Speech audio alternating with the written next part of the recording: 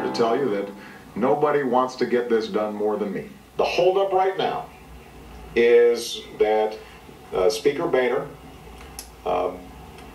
took a position, I think the day after the campaign, that said, we're willing to bring in revenue, but we're not willing to increase rates. We can probably solve this in about a week. It's not that tough. But we need that conceptual breakthrough. We have a debt problem that is out of control. We've got to cut spending, and I believe that it's appropriate to put revenues on the table. Now, the revenues we're putting on the table are going to come from, guess who? The rich. Now, there are ways to limit deductions, close loopholes, and have the same people pay more of their money to the federal government without raising tax rates, which we believe will harm our economy. I'll be here, and I'll be available at any moment to sit down with the president to get serious about solving this problem. The back and forth today in the fiscal cliff, negotiations that really aren't negotiations as they're not sitting in one room. Also today, Treasury Secretary Tim Geithner said in an interview that there's a little bit of progress, but yes, the White House would, quote, absolutely go over the fiscal cliff if Republicans would not raise tax rates. Now, Republicans are pointing back to July 2011 and this statement by President Obama. What we said was give us $1.2 trillion in additional revenues, which could be accomplished without hiking tax rates, but could simply be accomplished by eliminating loopholes, eliminating some deductions, and engaging in a tax reform process that could have lowered rates generally while broadening the base.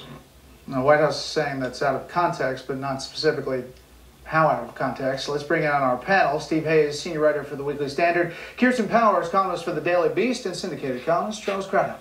Okay, Charles. Look, I love the way the president says what we need is a conceptual breakthrough, meaning Republicans have to accept a hike in rates. What he means is a political surrender, because there is no economic reason why you cannot raise the money he wants raised by doing it through eliminating deductions, exclusions, and credits. Number one, as we saw, he himself said so a year and a half ago. Secondly, the same debt reduction commission he appointed, and then of course ignored, spoke about raising much more through eliminating deductions and loopholes and credits, broadening the base, and at the same time lowering the rates. That's the economic ideal. Everybody understands this is what happened in '86 in the tax reform. It's what was recommended in the Debt Reduction Commission. In their three scenarios, in one of them, they would eliminate so many deductions that they would lower the upper rates to 23% and still come out revenue neutral. So of course it can be done. The breakthrough that the president is talking about is to break the Republicans, to create a civil war in the House by insisting that they go back on the idea of not raising rates, which is economically a correct idea. It encourages economic growth if you lower rates, or at least you keep them the same. This is all about politics, nothing about economics. This is a different President Obama than in the debt ceiling negotiations last time around. Mm-hmm. They are clearly signaling that they have the stronger hand, mm-hmm. and they are not, it doesn't even seem, Kirsten, like they're getting to a room. Yeah, well, they do feel like they have the stronger hand because he won re-election, and every poll shows that most Americans are fine with the tax rates going up on people making more than $250,000. So they feel like they have that on their side. What they also have on their side is that the president, you can't forget, did give in on this issue twice. And so, and the last time he gave in on it, he said never again. So that's what's hanging over him, is that he has his base looking at him saying, you gave in on this 2 times, it's now time to live up to your word. And so he is kind of boxed in a way politically as well, that he has to give this. I agree with Charles that substantively you can get the money a different way. I just don't think they're going to compromise on that. But is the base just looking for the scalp of the rates instead of the money? They want the scalp of the rates. Absolutely. There's no question. There's no question. Yeah. I mean, because you can make it up. I mean, the president has said it himself. You can make it up another way, and it has now gotten to the point that they want that. And by the way, they also don't want him to touch entitlements. They don't want any spending cuts whatsoever. So, I mean, that's the position he's in, and he's going to have to at some point push back on something. But I think that right now he's not going to give in on the rates, except he might give in on the percentages. Well, at some point for the state of the U.S. economy down the road, you're going to have to deal with entitlements at some point. Right. Fiscal cliff, beyond the fiscal cliff. Let me get to this, Steve. This is about including the debt ceiling and what the president said about that in this negotiation today. We are not going to play that game next year. If Congress in any way suggests that they're going to tie negotiations to debt ceiling votes and take us to the brink of default once again as part of a budget negotiation, which, by the way, we have never done in our history until we did it last year, I will not play that game, because we've got to break that habit before it starts. What about that?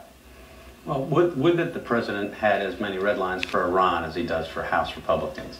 I think what Kirsten said is absolutely remarkable. I mean, it is about the scalp. It's about the president having made a campaign argument for the better part of 2012 so that he could run, in effect, a class warfare campaign, and now having to make good on that with the base of his party. Almost, U.S. economy be damned. I do agree with Kirsten that the president has the stronger hand here, and I think we can tell that by what Charles said. The fact that Republicans have offered to give so much, basically offering precisely what Erskine Bowles laid out as the compromise position in the proposal that they made the other day. I mean, you've got Republicans repeatedly going back to the president and saying, here's what we'll do. He says no, here's what we'll do, going a little bit further. We're in this cycle now where Republicans are at the point where they're done doing that. You talk to Republicans, I spent the better part of the day on the Hill talking to Republicans about exactly the way out of this. And increasingly you're hearing from Republicans on the House and on the Senate side that we are done looking for compromise on this. We now want a way out. We're looking for an exit plan. Meantime, Charles, the Pentagon is now saying that they are preparing for sequestration, as are other agencies, getting ready for what happens. How much can the government, do you think, hold off some of the bad things that happen after the first of the year? We can hold off some of it for a few months, but this is a catastrophe, and the president thinks that by beginning to rattle the cage on this and to say now we have to start alerting contractors that jobs will be lost, that somehow that's to his advantage. I think it's exactly the opposite. He's the president, he's commander-in-chief. His own Secretary of Defense has said in public, in testimony, that this would be a hollowing out of the military, it would be catastrophic, and he implied that he would resign if it went into effect, that he couldn't in good conscience administer cuts like this. So you've got a president who's in charge and who's going to do what? Who blame it on Republicans? But in fact, it's his military, his administration, and what's his Secretary of Defense going to do? So I think, again, Republicans have to rethink the idea that Obama holds all the cards here. This is a great negative against Obama if we end up with these huge cuts in defense, which are utterly insupportable. Quickly.